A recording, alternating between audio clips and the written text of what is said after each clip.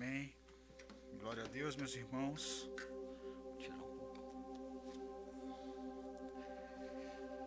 Deus abençoe a todos nessa tarde. Deus tem falado muito aos nossos corações nesses dias. Como o pastor me pediu para trazer uma palavra, eu fui logo buscar ao Senhor e falei: meu Deus, o que o Senhor quer falar com seus filhos? É muito difícil você trazer a palavra de Deus, não é algo tão simples, e eu nunca gostei de trazer a palavra de Deus sem consultar a Deus o que Ele quer falar. Muita gente prepara dos seus próprios entendimentos, dos seus próprios fazeres, mas eu gosto de ter o meu tempo com Deus, e nesse momento é um momento que eu sou muito ministrado ao Senhor também. Deus pega e ministra o meu coração, e aí eu venho e trago para a igreja. E eu quero que você receba a palavra do Senhor.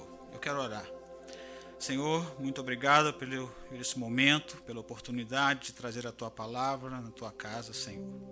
Usa-me, Senhor Deus, como um vaso nas Tuas mãos. Fala, Senhor Deus, através de minha boca. Eu quero agora me diminuir e deixar que o Teu Espírito fale, Senhor. Usa-me conforme a Tua vontade, em nome de Jesus. Amém. O tema da nossa mensagem, irmãos, é alcançando o coração de Deus. Uma das melhores empresas hoje em dia, elas têm levado muito a sério essa questão de tratamento ao cliente. A Disney é um deles. Eles encantam clientes. Eles querem cada vez mais tratar o cliente cada vez melhor. Tem um caso dos hotéis Hilton, uma vez que uma pessoa deixou uma maleta no hotel, esqueceu uma maleta, e o funcionário pegou essa maleta e levou para ele no aeroporto de helicóptero, porque cada funcionário tem até R$2.000 para ele usar para isso. Tudo isso para encantar clientes, para fazer com que o cliente fique sempre com ele, renovar o seu cliente, né? E você pode estar perguntando o que isso tem a ver, né, com a palavra de Deus. O que Eduardo está querendo dizer sobre isso? Eu quero dizer que se uma empresa pode encantar o seu cliente, que ela precisa, por que você não pode encantar a Deus que você diz que ama? Por que não? E eu quero trazer essa mensagem para você, que é alcançando o coração de Deus. Alguns homens conseguiram esse feito. Na palavra do Senhor você pode ler em 2 Samuel, no capítulo 12, do verso 7 ao verso 8. E diz assim o Senhor, o Deus de Israel: eu te ungi rei de Israel, livrei-o das mãos de Saul, dei-lhe a casa e as mulheres do seu senhor, dei-lhe a nação de Israel e Judá. E se tudo isso não fosse suficiente, eu lhe teria dado mais ainda. Irmãos, preste atenção nesse versículo. É Deus falando acerca de Davi, dizendo: olha, eu dei tudo o que você queria. E se você tivesse dito para mim: Senhor, isso é pouco, ele teria dado mais. E por que ele teria dado mais? Davi alcançou o coração de Deus. O que Davi fez então? Davi, ele dança diante de Deus. Em 2 Samuel 6,14, Davi dançava com todas as suas forças diante do Senhor, e estava cingido de uma estola sacerdotal de linho. Eu quero deixar bem grifada essa palavra, todas. Segura ela aí que a gente vai usar um pouquinho na frente. Davi dançava com todas as suas forças diante do Senhor, e estava cingido de uma estola sacerdotal. Davi foi quem introduziu a música nos cultos. Eles se revezavam dentro do tabernáculo, cantando 24 horas por dia, porque Davi também introduziu não só a música, mas um revezamento de turnos entre os levitas. Então, 24 horas tinha gente dentro do templo louvando a Deus. Então eles estavam lá louvando: o Senhor é bom e a sua bondade dura para sempre. Não é? Davi, ele restaurou esse tabernáculo do Senhor. E o que Davi começa a fazer? Fez o Senhor sentir saudades, meus irmãos. O Senhor sentiu saudade de uma tenda. O tabernáculo de Davi nada mais era do que uma tenda. Uma tenda formada, mas era um lugar onde o Senhor era exaltado todos os dias, 24 horas por dia. E em Atos, no capítulo 15, versos 16, a gente pode ler: cumpridas estas coisas, voltarei e reedificarei o tabernáculo caído de Davi, levantando-o de suas ruínas, restaurá-lo-ei. Olha que coisa linda. Davi fez o Senhor sentir saudades de um tempo de adoração, não dentro de um palácio, não dentro de um templo cheio de ouro, mas dentro de uma tenda, de um humilde tabernáculo. Lá o Senhor estava sendo louvado, lá o Senhor estava sendo glorificado, meus irmãos. E é isso que eu quero trazer para você, que não necessariamente você precisa de muitas coisas. Você precisa estar junto com o Senhor. Você precisa de muito pouca coisa, mas você também precisa de tudo. Materialmente falando, você precisa de pouco. Espiritualmente falando, você precisa de tudo. Porque o Senhor trabalha sempre com tudo.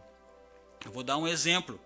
Quando você casa, não tinha lá no contrato dizendo que você deveria, por exemplo, levar o café da manhã para sua esposa na cama.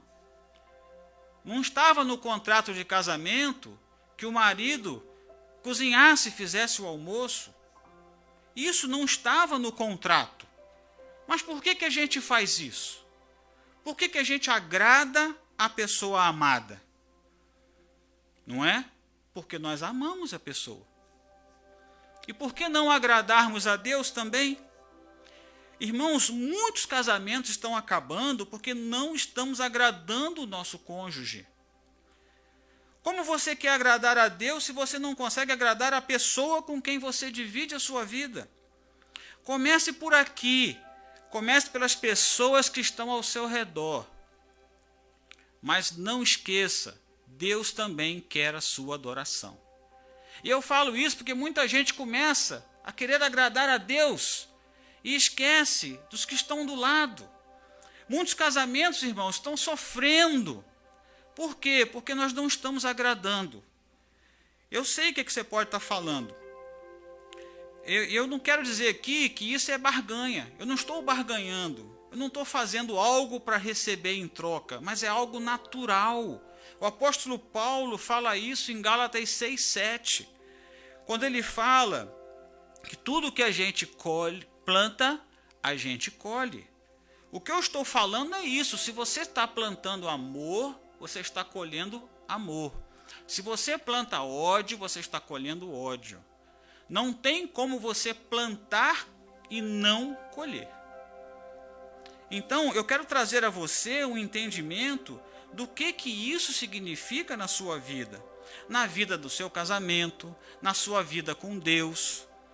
Tudo isso gira em torno dessas coisas, do meu envolvimento, do quanto eu amo a Deus, de quanto eu amo o meu cônjuge, de quanto eu amo meus filhos, de quanto eu amo meu pastor. Meu pastor. Quantas pessoas hoje nem conseguem ouvir o que o pastor está falando? Quantos de nós não estamos acostumados a receber de repente uma bronca, um puxão de orelha?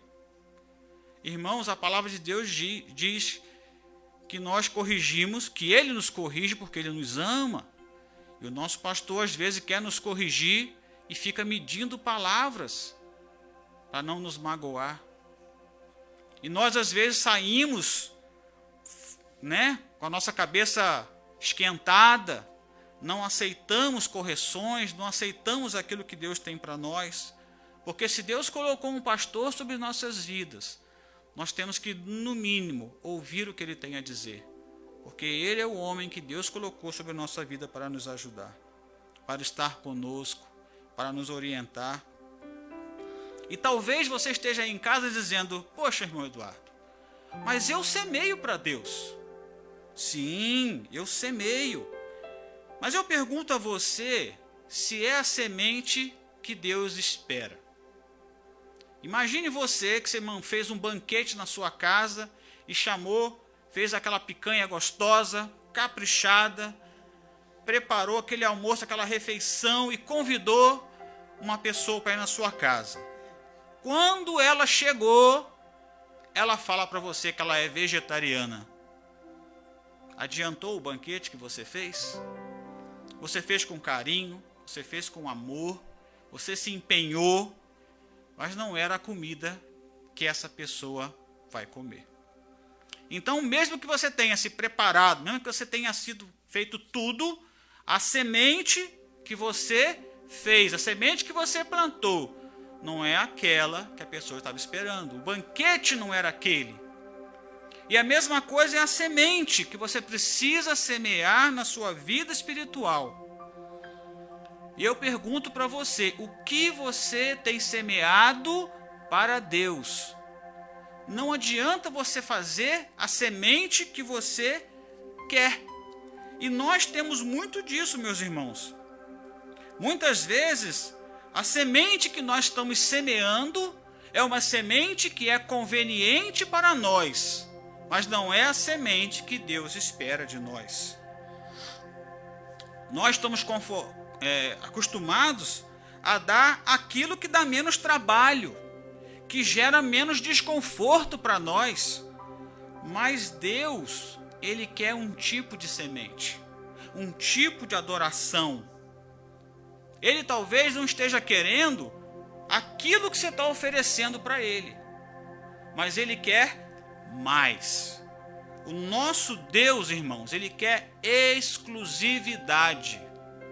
Pensa você entrar no casamento e quando a pessoa que está fazendo o seu casamento te perguntar se você ama, se você é fiel àquela pessoa, e você fala: olha, eu te prometo ser fiel 80%, 90%. Não existe fidelidade de 80% nem de 90%. Todos nós queremos fidelidade de 100% e Deus não é diferente. Então a semente que você tem que dar para Deus deve ser uma semente que Ele quer e não aquela que você quer dar. Porque aquela que você quer dar talvez esteja sendo muito conveniente para você. E o sacrifício que você está fazendo para entregar essa semente não seja o sacrifício que Deus está esperando. Mateus 22:37 diz: amarás o Senhor teu Deus de todo. E aí agora aquela palavra toda que estava lá atrás, no último versículo que eu li, vamos trazer para cá, quando fala: amarás ao Senhor teu Deus de todo o seu coração, de toda a tua alma e de todo o teu entendimento. Irmãos, é tudo, é 100%. O nosso Deus quer exclusividade. Ele, quando Ele se entregou por nós, Ele não se entregou 80%, 90%. Ele se entregou 100%. Ele foi até a cruz, Ele cumpriu a sua missão, a missão que foi dada para Ele, e em momento algum Ele fraquejou e Ele falou: não vou fazer isso. Ele cumpriu 100%. Da mesma forma que Ele se doou 100%, Ele quer que você também se doe 100%. Jeremias 29:13 diz: amarás o Senhor teu Deus, buscar-me-eis e me achareis, quando me buscardes de todo o vosso coração. Irmãos, isso é muito sério. Amarás ao Senhor teu Deus de todo o teu coração e buscar-me-eis e encontrareis, quando é uma condição. Eu já vi muita gente falando, buscar-me-eis e achareis. Busque a Deus que você encontra. Sim, mas e o resto do versículo quando diz quando? Quando é uma condição. Quando me buscardes de todo o vosso coração. Não existe meio termo. Busque a Deus de todo o teu coração. Este momento que nós estamos tendo de pandemia, estamos todos nós recolhidos em nossas casas e estamos nos abastecendo de lixo, lixos e mais lixos. Estamos batendo campeonato de videogame, assistindo filmes no Netflix, não tem mais filme para assistir. Sentamos 2 horas para assistir um filme e não ficamos 2 horas lendo a Bíblia. Assistimos um jogo de futebol 2 horas e não oramos 2 horas. A oração dura 15 minutos, 10, quando tem, ou às vezes uma por semana. Não é isso que Deus quer de nós. Deus quer ser adorado.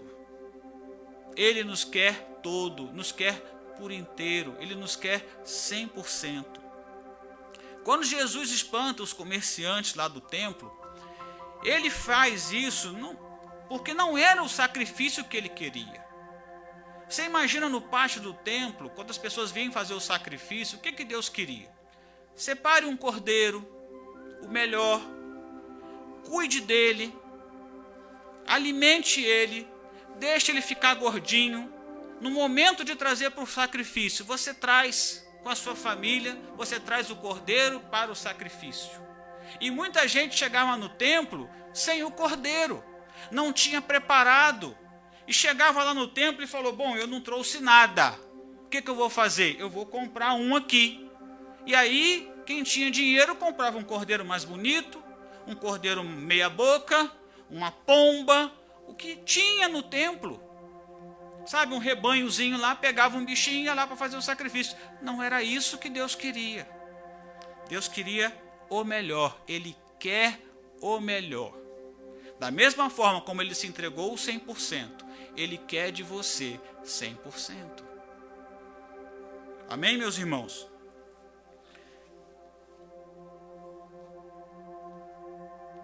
Em 1 Reis, no capítulo 18, é uma das histórias mais lindas, é que mais me chama a atenção.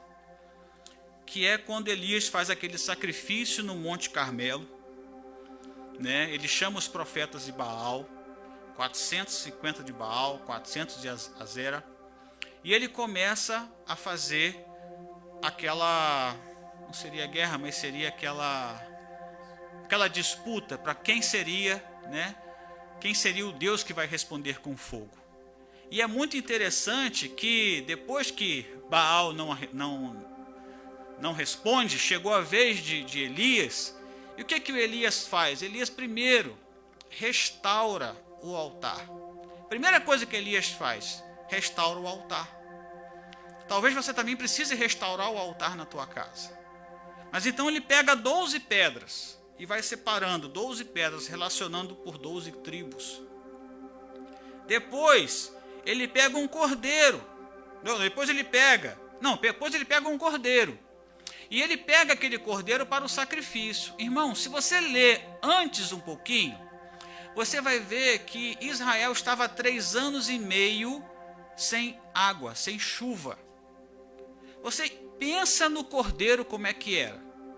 Aquele cordeiro magro, aquele cordeiro raquítico, devia ser o pior cordeiro que tinha no rebanho.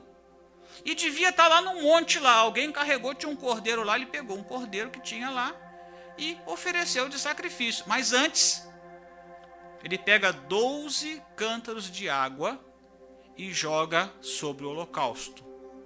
Ele corta uma vala, uma valetinha em volta, para que a água não escorra. Por quê? Porque o sacrifício ali era a água, não era o cordeiro. O cordeiro estava ali simbolizando, porque eles sempre faziam sacrifício com um cordeiro. Mas o que faltava para aquele povo naquela época? Água. Água era o que faltava. E Elias vai e derrama 12 cântaros de água sobre o altar. E você vai lendo que quando o fogo do céu vem e consome tudo, a palavra diz que o fogo consumiu até a água da valeta. É como se alguém estivesse se lambuzando, comendo uma coisa muito gostosa e se lambuzando. Tipo assim, passou a língua naquela valeta e levou a água também. Aquele era o sacrifício bom, agradável ao Senhor. O que aconteceu? Nós sabemos o que aconteceu. Veio a chuva e supriu tudo. Quando nós entramos 100% em Deus, Deus responde 100% conosco.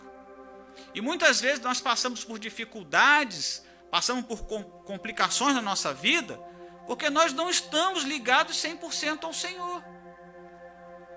Porque quando você está ligado 100% ao Senhor, não é que você não passa por nada, mas é muito diferente de você estar dentro de um barco, com o Senhor dentro dele, em volta tem tempestade, mas aqui dentro eu não deixo de passar pela tempestade, mas eu estou seguro no meio da tempestade. Essa é a grande diferença. Irmãos, Deus ama gente louca. Deus ama gente que tem coragem de se lançar sobre essas águas, que tem coragem de entrar num barco nessa tempestade. E Deus quer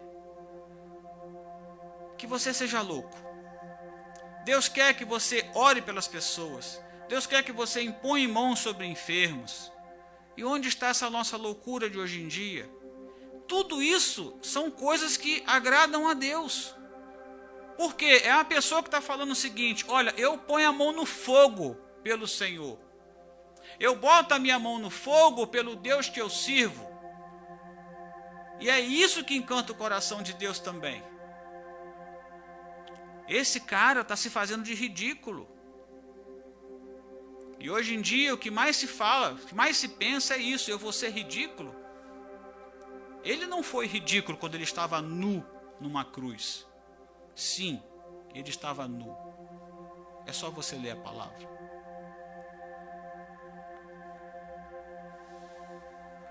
E onde está a nossa loucura hoje em dia, meus irmãos? Onde anda a nossa loucura? O evangelho está mais sensato do que loucos, porque nós estamos domesticados por esse mundo. O mundo domesticado. O mundo está fazendo o quê? Está nos encarcerando dentro de um odre velho que não suportaria o vinho novo do Senhor. Rompa com esse odre velho e prepare um odre novo para receber o que tem de novo do Espírito Santo. É claro que Deus deixou algumas dicas de como ele gostaria de ser tratado. E eu quero trazer para vocês algumas. Tempo diário com Deus.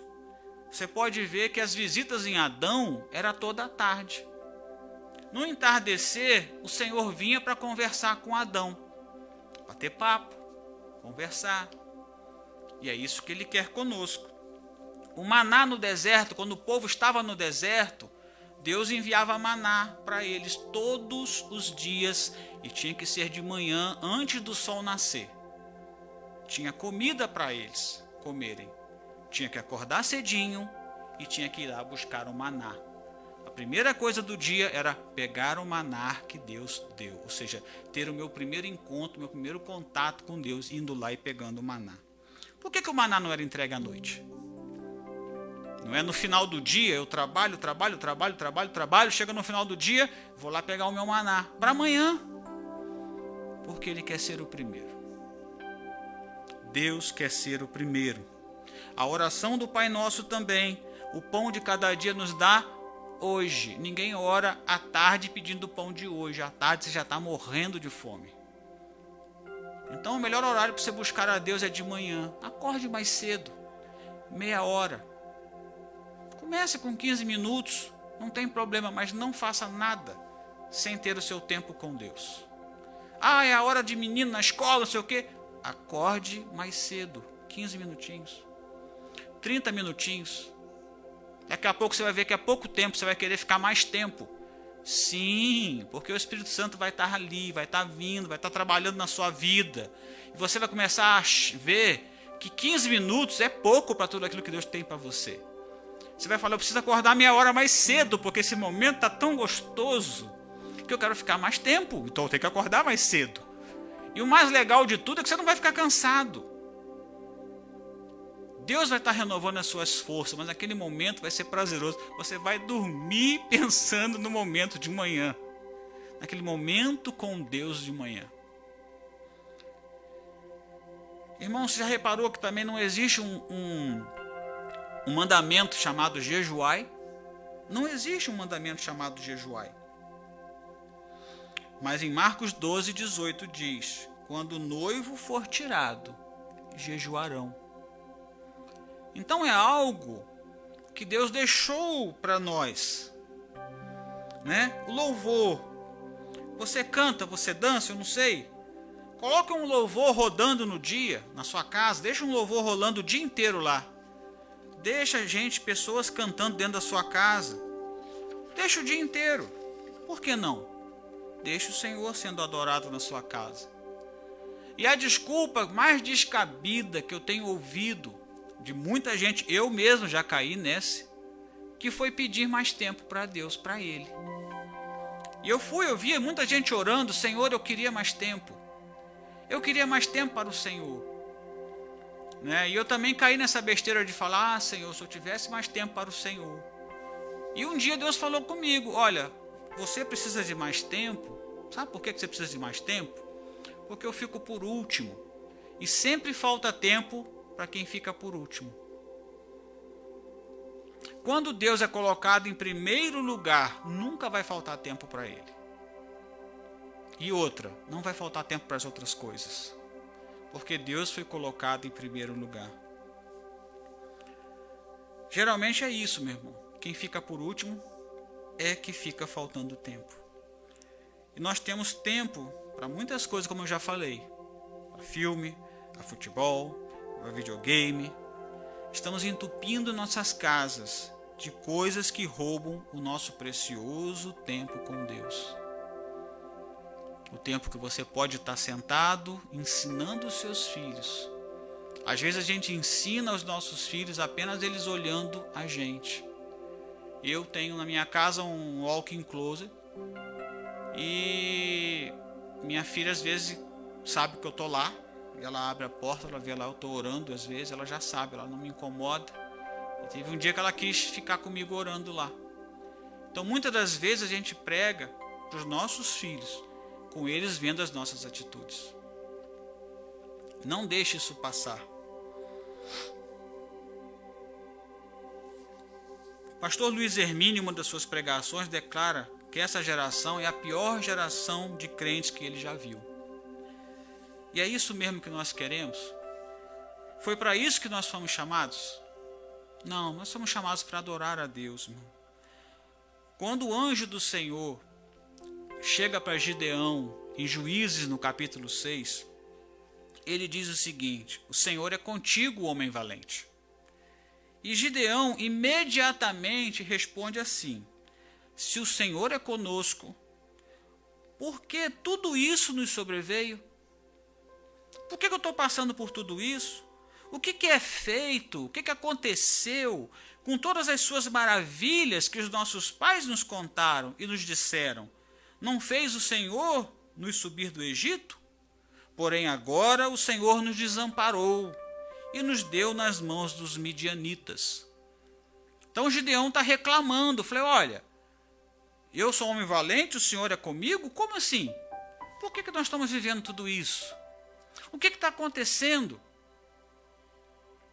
Os nossos pais nos contaram que foi o Senhor que nos tirou do Egito, nos contou tudo o que aconteceu, e agora o Senhor nos entregou, o Senhor nos largou, o Senhor nos deixou.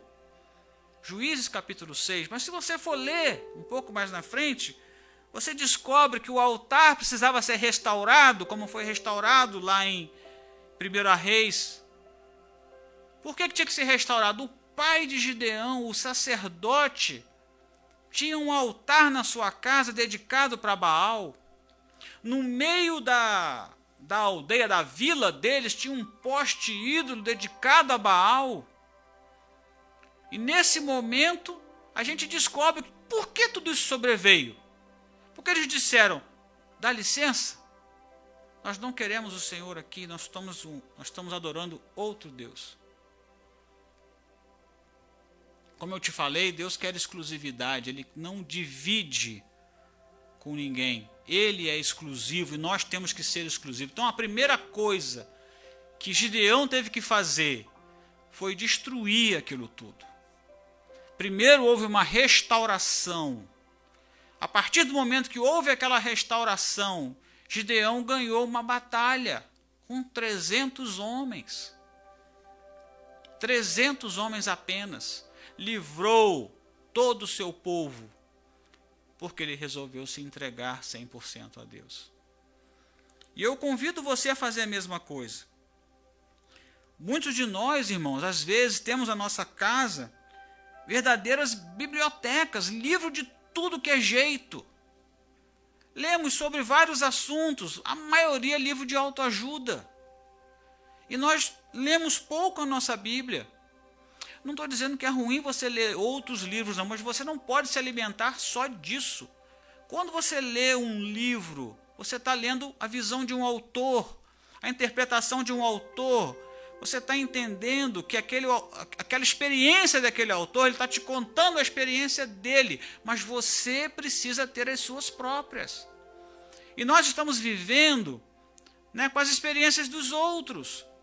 Nós precisamos ter nossas próprias experiências com Deus. As nossas próprias experiências com Deus, elas serão criadas, serão feitas, serão vividas a partir do momento que eu começo a me relacionar com Ele.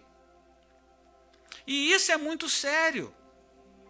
Em Jeremias mesmo, no capítulo 20, no capítulo 2, de 11 a 13, né, a gente vê o Senhor falando, olha, houve alguma nação que trocasse os seus deuses? Ele faz uma pergunta. Alguma nação trocou os seus deuses, ainda que não fossem deuses? Mesmo nós sabemos que não são deuses, são coisas de madeira. Tá? Alguma nação já trocou o seu Deus? Todavia o meu povo trocou a sua glória por aquilo que é de nenhum proveito. Espantai-vos disso, ó céus, e horrorizai-vos. Ficai verdadeiramente desolados, diz o Senhor, porque o meu povo fez duas maldades. A mim me deixaram o manancial de águas vivas e cavaram cisternas rotas, que não retêm as águas. Cisternas rotas é uma cisterna rachada. Uma caixa d'água rachada não pode reter água. Então Deus está falando, olha, meu povo fez duas maldades comigo. Primeiro que eu nunca vi um povo largar os seus deuses, mas o meu povo me largou. O meu povo me largou. Eu, o manancial de águas vivas, e cavaram cisternas rachadas, que não podem reter as águas. Quem não bebe diretamente da Bíblia, está bebendo água de cisterna. Está bebendo água que foi armazenada. Você tem um manancial de águas vivas nas suas mãos. Você tem o próprio Deus, que quer ter um relacionamento com você. Procure ter esse relacionamento com Ele também. Queira estar cada vez mais junto dEle. A palavra de Deus, irmãos, a Bíblia fechada é um livro qualquer. É um livro qualquer. Mas essa palavra aberta é a palavra de Deus. Olha o que diz Hebreus 4:12. Pode botar, pastor? A palavra de Deus é viva e eficaz e mais cortante do que qualquer espada de 2 gumes. E penetra até o ponto de dividir alma e espírito, juntas e medulas, e é apta para discernir os pensamentos e propósitos do coração. Deus quer derramar sobre nós bênçãos sem limites, dons de cura, profecias, discernimento, interpretações de línguas. E nós estamos preparados para receber tudo isso? O nosso odre precisa ser mudado. O nosso odre precisa ser um odre novo para receber este vinho novo. Eu convido a você, meus irmãos, a mudar a sua mentalidade, a ter tempo com Deus, a ter intimidade com o Criador. Há um nível mais profundo de intimidade com Deus. Eu quero chegar neste nível e eu convido você também para participar disso, para entrar de cabeça, sabe? Nós não queremos uma geração proclamando que Deus é fiel. Todos nós sabemos que Deus é fiel. Nós não queremos uma geração proclamando isso. Nós queremos uma geração que seja fiel a Deus. Lembra do 100%? Ninguém é fiel 90%. Ninguém é fiel 80%. Nós queremos uma geração que seja 100%. Uma geração que seja fiel a Deus. E eu quero incentivar você a buscar a Deus de todo o coração, de toda a sua alma e de todas as suas forças. Nós vamos cantar agora um hino, que eu quero chamar meus irmãos. Eu quero que você preste atenção nessa letra desta música. Preste atenção, por favor. Cante comigo.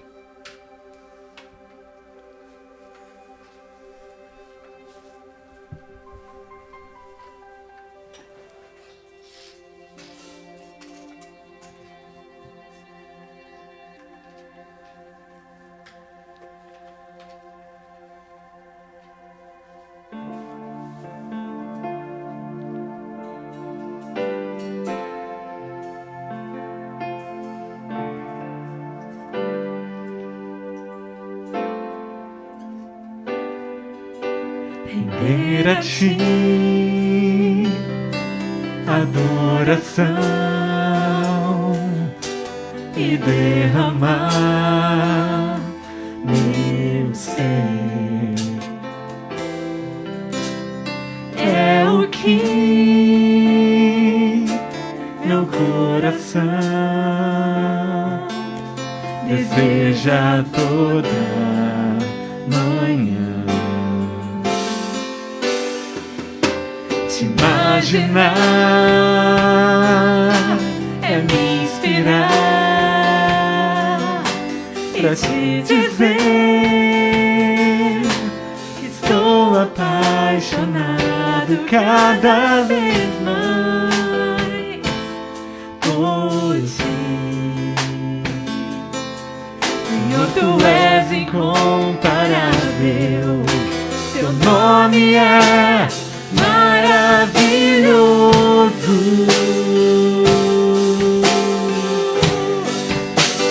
Leva-me além, leva-me além,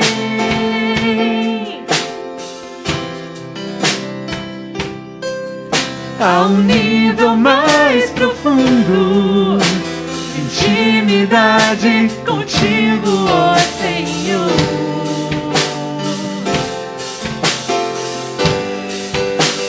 Leva-me além, leva-me além,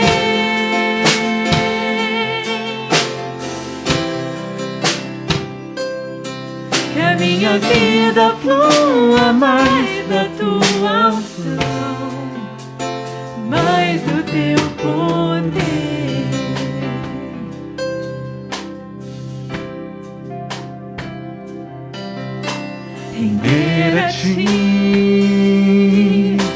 adoração e derramar meu ser. É o que meu coração deseja toda manhã. Te imaginar é me inspirar pra te dizer que estou apaixonado cada vez mais por ti. Senhor, tu és incomparável, teu nome é maravilhoso.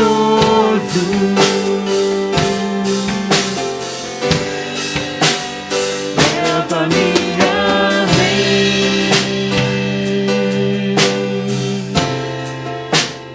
leva-me além,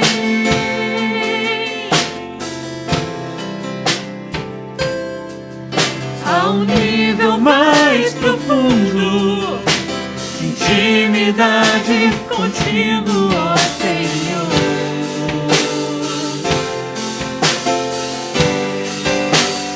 Leva-me além, leva-me além,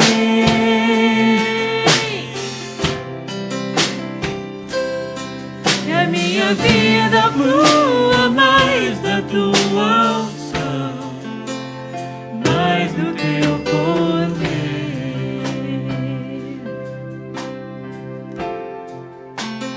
mais do teu poder.